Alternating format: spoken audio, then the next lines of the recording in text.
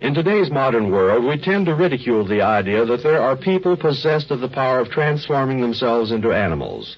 Yet, every now and then, a story appears in the chronicles of the strange and the incredible that makes us pause to wonder. Consider, for example, the case of Carl Janus. When the writer Maurice Russell retired to a lonely cabin in the mountains of northern Georgia, he took with him voluminous notes which were to form the basis of his next novel.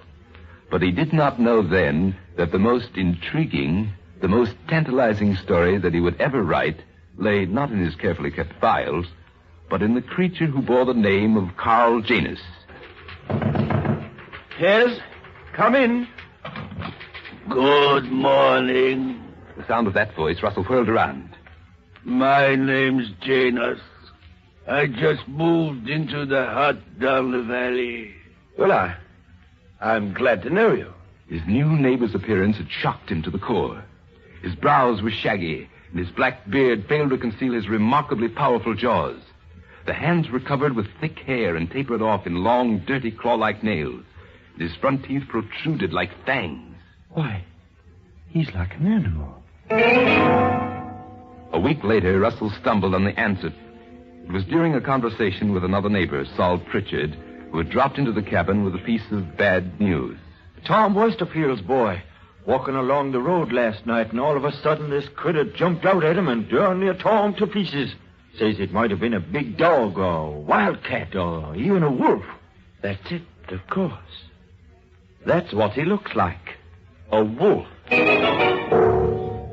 In the 2 months that followed, 4 other men were also attacked. And then, on a certain night, when Saul Pritchard was returning from a trip to town, his wagon had just rounded a sharp curve on Little Bald Mountain, and suddenly his horse reared back and whinnied in terror.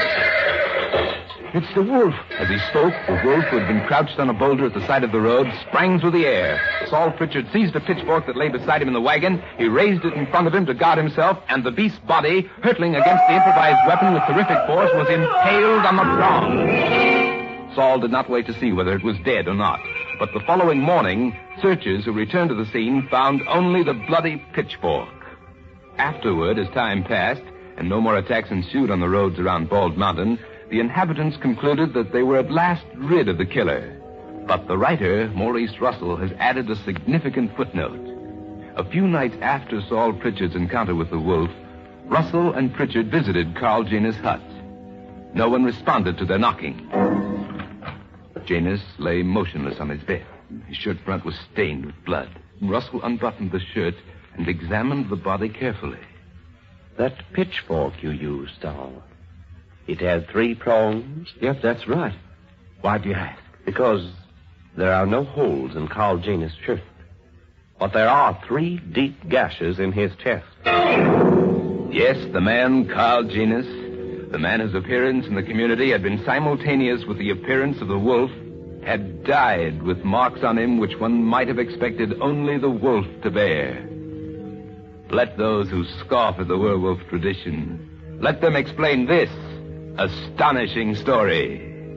A story incredible but true. Dreams, the modern psychologist tells us, are the expression of unconscious drives, the fulfillment of wishes which we repress in our waking life. And yet, if we accept this theory in its entirety, how shall we interpret the vision that appeared in a dream to Colonel George Chorney? For the Russian army on the Eastern Front, victories were scarce during the last days of the year 1916. But one contingent, under the command of Colonel Chorney, seized an Austrian town late in October. And after several hours of uneasy vigilance, the colonel retired promptly to his room and went to bed. As he slept, he saw himself, in a dream, standing on the cobblestone street just outside the inn. A few yards away, at the next corner, stood a misty figure clad in white, and it beckoned to him. Follow me. Through this street will they carry you. The vision led him along the narrow, winding street. And then, at a corner where the village church stood, it turned to the left into a crooked little lane. Tomorrow morning, when the enemy returns, when the town is destroyed, when you are captured, then will you be born hither, and here will you lie. The figure pointed. And the colonel saw that the building before him was a hospital. In an instant, he was inside, walking behind the figure down a long corridor. Outside a room, they paused. Mark it well. 317. Here will you lie. It was 2 o'clock in the morning when the colonel awoke. Unable to sleep again, he arose and stepped out on the balcony that jutted off his room. He had not noticed it before, but the street below was cobblestone.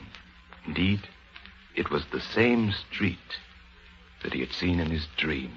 Acting on a sudden and irresistible impulse, the colonel dressed and went downstairs and out of the inn. He followed the street, but now, of course, there was no figure in white leading the way. Soon he came to a corner where a church stood, and he turned to his left. Before him stretched a crooked little lane. And at the end of it, he saw a building that was unmistakably a hospital.